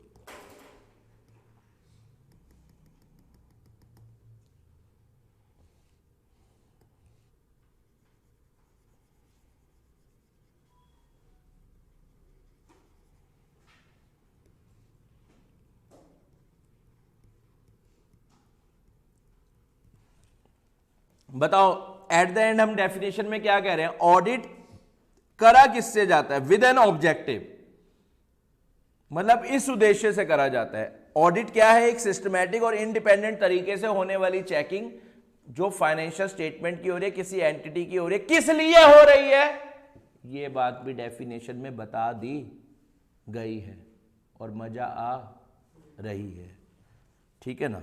with an objective to express, ताकि ऑडिटर क्या कर पाए? एक्सप्रेस कर पाए क्या?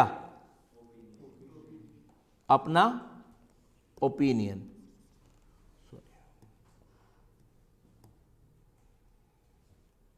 ताकि वो क्या कर पाए? गुड।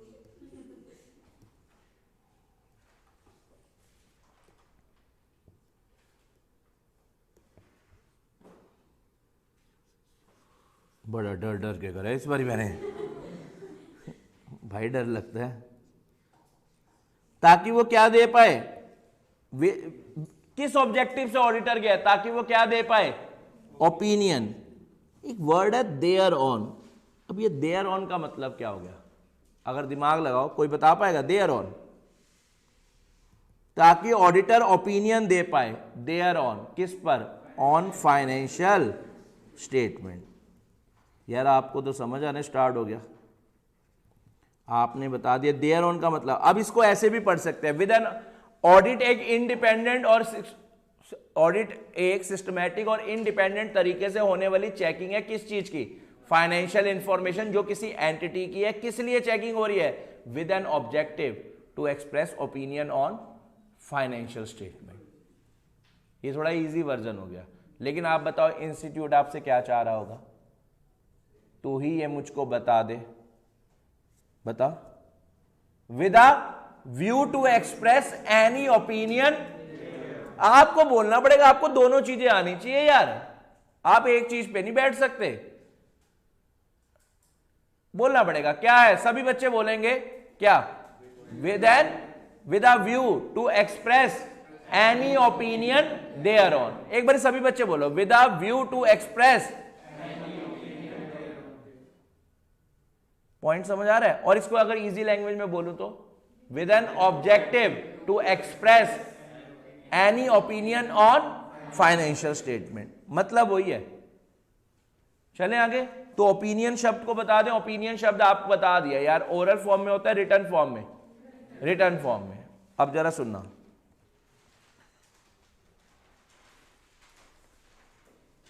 मजाक मजाक में काफी लिखवा दिया है। आओ यार,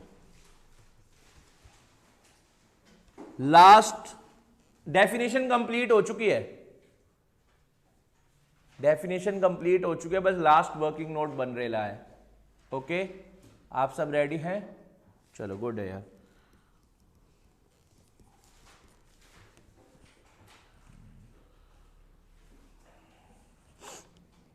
ओपिनियन, सुनो मेरी बात यार। पूरे ऑडिट के एंड पे, पूरे ऑडिट के एंड पे ऑडिटर को क्या देना होता है? Eight the end of audit auditor को क्या देना होता है? ओपिनियन या सर्टिफिकेट? सर फर्क है क्या कुछ ओपिनियन और सर्टिफिकेट में? हाँ बहुत फर्क है सर, हमें तो नहीं लग रहा। अरे मैं बताता हूं ना आपको, एक बात बताऊं कैसे, एक एग्जांपल देते हैं, अभी आपको समझ आ जाएगा, अभी आपको समझ आ जाएगा। चलो ऋषभ की बात कर लेते हैं। आपने ना, आप सेंटर से बाहर निकले, ऋषभ पहले बच्चों को बता दो, कुछ नए भी हैं, हाथ दिला दो एक बारी, ये हैं, ठीक है ना। हाँ, थोड़े एग्जाम्पल में मज़ा आता है, पता चलता है किसकी हो रही है, ठीक है, वो थोड़ा बेटर फील होता है, ठीक है। ऋषभ, मैं सेंटर से बाहर निकला और मैंने देखा यार एक बंदा भीड़ में पिट रहा है, दे दबादब दे दबादब। बताओ बेटा मेरा क्या मन करा होगा? अरे वाह यार, तुम तो पहचान गए अपने टीचर को पहली क्लास में। यस, आज किसी ने पहचाना, ठीक है। मैं यार, मुझे ऐसा लगा, नहीं बेटा मैंने मारने का मन नहीं था, मुझे ऐसा लगा यार वो भीड़ में ऋषभ पिट रहा है, मुझे ऐसा लगा वो भीड़ में ऋषभ पिट रहा है, मुझे ऐसा लगा, ये मेरा ओपिनियन है कि मेरे हिसाब से ऋषभ है। अब बताओ बेटा, मैं भाग भाग कर गया, बताओ किस लिए? बीट पे बूटी कराने के लिए। लेकिन जब मैं वहां पहुंचा तो वहां पर मेरे को ही पकड़ लिया। अच्छा, वहां जाकर देखा तो वो ऋषभ नहीं था, वहां भीड़ में एक बंदा चीख रहा है, चिल्ला रहा है, मारो और मारो, वो था विवेक। बताओ बेटा मेरा सवाल, मुझे ऐसा लगा, ये था ओपिनियन। जब मैं वहां पर गया तो मैं 100% श्योर हूं कि वो ऋषभ नहीं है। वो कौन पिट रहा है? विवेक बाबूराव, ठीक है ना, विवेक पिट रहा है। यहां तक का पॉइंट समझ आ गया आपको? पक्का वाला। तो जब मैं 100% श्योर होता हूं ना तो मैं सर्टिफिकेट देता हूं, और जब मेरे हिसाब से क्या हुआ था मैं रिपोर्ट देता हूं। आपने ना बचपन में अंग्रेजी बीट में यानी इंग्लिश में एक बात पढ़ी थी, रिपोर्ट राइटिंग, कि आपके हिसाब से वहां एक्सीडेंट में क्या क्या हुआ था, अपने हिसाब से बताना है, ठीक है ना। तो रिपोर्ट राइटिंग होती थी। अच्छा, आप मेरे पास फॉर्म अटेस्ट करवाने आते हैं, सर मेरा फॉर्म अटेस्ट कर दो, तो मैं सर्टिफाई करता हूं, मैं एक सर्टिफिकेट देता हूं, हाँ इसी बच्चे का फॉर्म है। बताओ मैं सर्टिफिकेट कब देता हूं? जब मैं 100% श्योर हूं। फर्क है ओपिनियन और सर्टिफिकेट। तो मुझे क्या, ओपिनियन में हम रिपोर्ट देते हैं, और जब मैं 100% श्योर होता हूं तो मैं सर्टिफिकेट। तो इंस्टीट्यूट ने सीए के ऊपर क्या कहा? तुम्हें अपना बस ओपिनियन देना कि तुम्हारे हिसाब से कहां कहां पर गड़बड़ है, तुम्हें कोई गारंटी नहीं देनी। पहले दिन से क्लियर हो जाओ। ये 1 मार्कर बताऊं क्या है? ऑडिटर के ऊपर कोई इल्जाम नहीं लगेगा। Auditor does not give guarantee, या auditor opinion does not presume to be a guarantee about the future viability of the organisation. कहीं कह रहे हैं या कह रहे हैं यार ऑडिटर कोई गारंटी वगैरह नहीं दे रहा। ऑडिटर तो बताओ क्या दे रहा, अपना सिर्फ ओपिनियन, कि उसके हिसाब से कहां कहां गड़बड़ है, ठीक है ना। तो बताओ पहली बात, अभी आज ये बहुत डिस्कशन है बेटा, ओपिनियन और सर्टिफिकेट में बहुत डिस्कशन है ड्यूरिंग द कोर्स। आज के लिए बताओ, ऑडिटर को ओपिनियन देना होता है या सर्टिफिकेट? मजा नहीं आ रहा, ओपिनियन देना होता है या सर्टिफिकेट? क्या दोनों सेम सेम बातें हैं? अलग अलग है। लिखो जरा,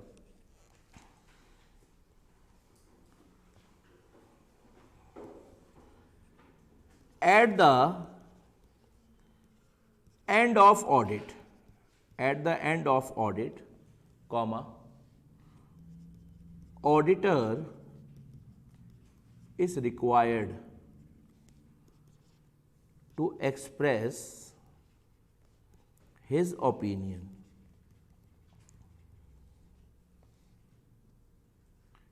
in the form of audit report on the financial statement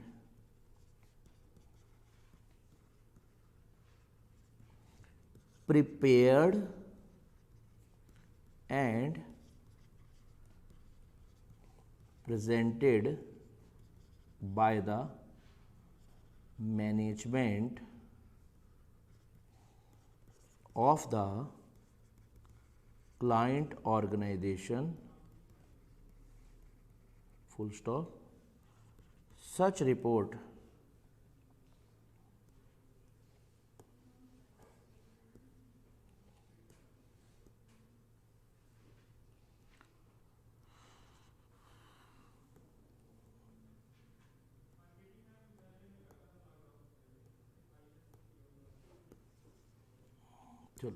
such report shall indicate whether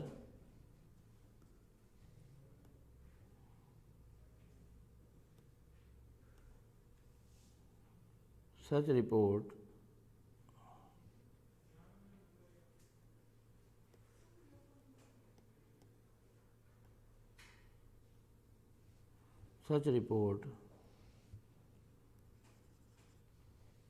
shall indicate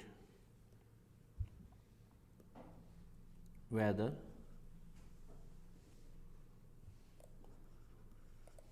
financial statement gives true and fair view or not। अब जरा सुनना, एक सेंटेंस याद करो, ऑडिटर को ओपिनियन देना होता है, सर्टिफिकेट नहीं। एक बार ये सेंटेंस बोल दो, क्या? ऑडिटर को ओपिनियन देना होता है। अब मेरी बात जरा सुनना, इसमें ना दो शब्द हैं, प्रिपेयर्ड एंड प्रेजेंटेड, दो शब्द हैं।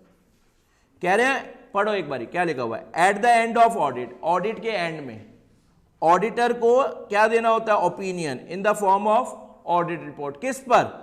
On the financial statement prepared and presented, जो बनाई गई है और जो प्रेजेंटेशन का मतलब है डिस्क्लोजर रिक्वायरमेंट। सिर्फ अकाउंट्स पे नहीं देना होता, जो यार डिस्क्लोजर्स बोले हुए हैं, AS1 कहता है ये चीज डिस्क्लोज करो, सारे AS कहते हैं, AS18 कहता है रिलेटेड पार्टी डिस्क्लोज करो, ऑडिटर को उस पर भी ओपिनियन देना। ध्यान से समझो, ये क्वेश्चन बाद में क्वेश्चन बन जाते हैं बहुत बड़े बड़े। क्या कह रहा हूं, क्या बोला गया? प्रिपेयर्ड पर भी देना होता है ऑडिटर को ओपिनियन, और प्रेजेंटेड। ये दो शब्द अंडरलाइन करो, एक बार मेरे साथ याद करो। At the end of audit, बोलो ना मेरे साथ, क्या? At the end of audit, auditor is required to express his opinion. किस पर? On the financial statement. दो शब्द बोलना, क्या क्या? Prepared and presented by the management of the client organisation. Point समझ आ गया आपको? पक्का? चलो ये नोट कर लिया आपने। अब मैं आपको आपका कोर्स बता देता हूं थोड़ा बहुत कि आपका है क्या कोर्स, है ना। बाकी हमारा डिस्कशन का पार्ट हो चुका है, जो कॉन्सेप्ट था। बेटा कोर्स में आपके टोटल 13 चैप्टर्स हैं as per ICI module. As per ICI module आपके 13 चैप्टर्स हैं। आप सब नाम भी लिखेंगे। पहला, nature, objective and scope of audit. दूसरा, audit planning, strategy and programme. तीसरा, audit evidence and documentation.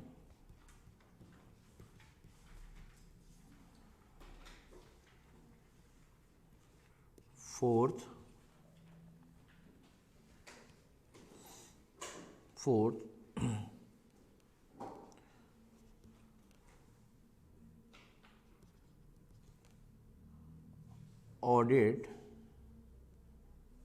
Auditors responsibility. थोड़ी सीक्वेंस आगे पीछे हो सकती है, मैं auditor responsibility in case of fraud. Fifth, internal control.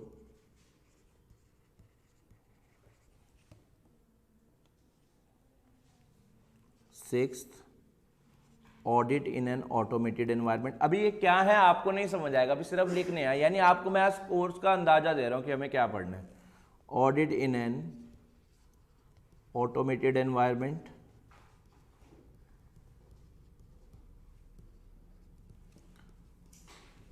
अच्छा, अगला ऑडिट सैंपलिंग। अगला एनालिटिकल प्रोसीजर।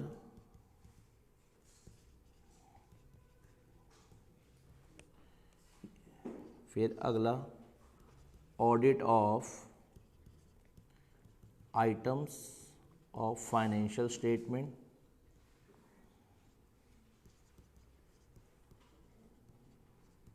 अगला कंपनी ऑडिट,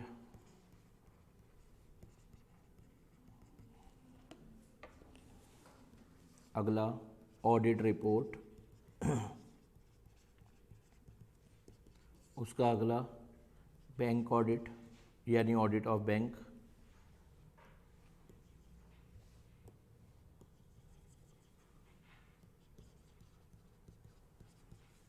और लास्ट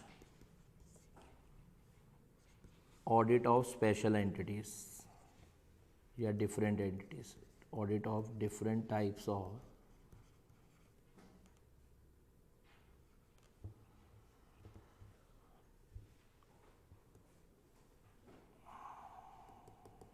audit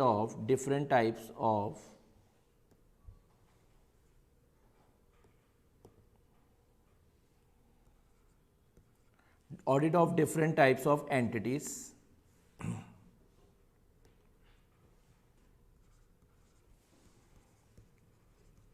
है ना। ये आपका कोर्स है प्लस यार आपके 22 एसेस इन चैप्टर्स के थ्रू कवर्ड हो जाएंगे, इन चैप्टर्स पे। बाकी अदर एसेस ये बचेंगे आपके, है ना। ये आपने लिख लिया यहाँ तक। ये आपका कोर्स है पेपर का पैटर्न, बेटा आपको पता होना चाहिए। अच्छा आपका यार देखो integrated MCQ plus objective paper, integrated MCQ plus other objective questions जो आएंगे वो कितने मार्क्स तक के आ जाएंगे जल्दी बताओ?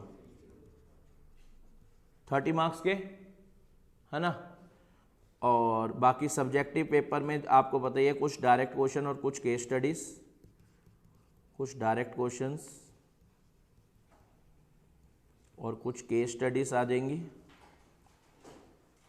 जो कि 70 मार्क्स होंगे। और आपको पता ही है 116 मार्क्स का पेपर आता है जिसमें से आपको 100 मार्क्स का अटेम्प्ट करना होता है, ठीक है ना। एक बार अपना रजिस्टर आपको मैं बता दूं, आपको एक रजिस्टर मेंटेन करना है अराउंड 300 पेजेस के आसपास, 300 से 350 पेजेस आपके भर जाएंगे, ठीक है ना, आराम से। तो आपको वो मेंटेन वगैरह करना है।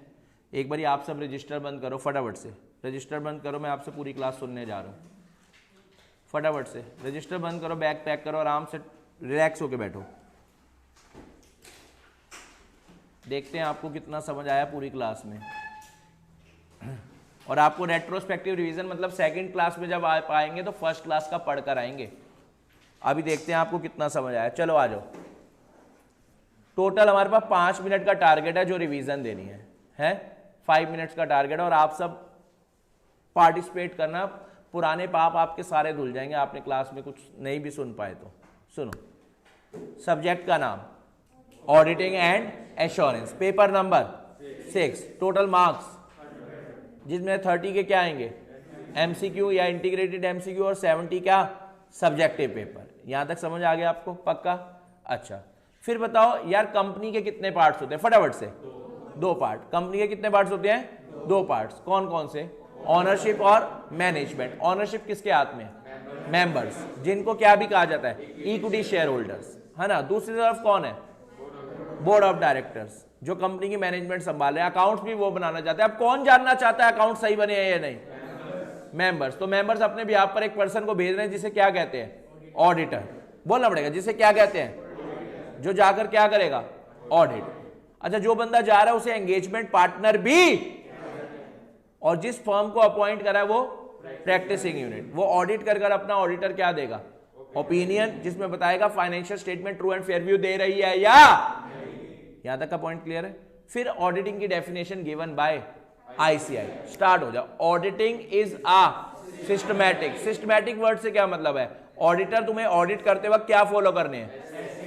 Auditing is a systematic and independent examination. अब सवाल उठता है इंडिपेंडेंट एग्जामिनेशन मतलब इंडिपेंडेंट एग्जामिनेशन आप कब कहेंगे? जब ऑडिट करने वाला पर्सन इंडिपेंडेंट है तो उसके द्वारा करे जाने वाली एग्जामिनेशन भी इंडिपेंडेंट है।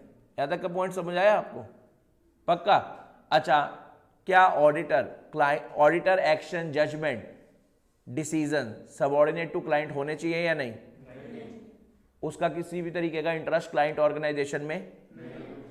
अच्छा, लास्ट बात, उसका वो किसी के इन्फ्लुएंस में होना चाहिए या नहीं? अच्छा, इंडिपेंडेंसी चाहिए क्यों? कहां कही गई है? कितनी जगह? पहले तो 3, कौन कौन सी? SA 200 और कंपनीज एक्ट 2013 और CA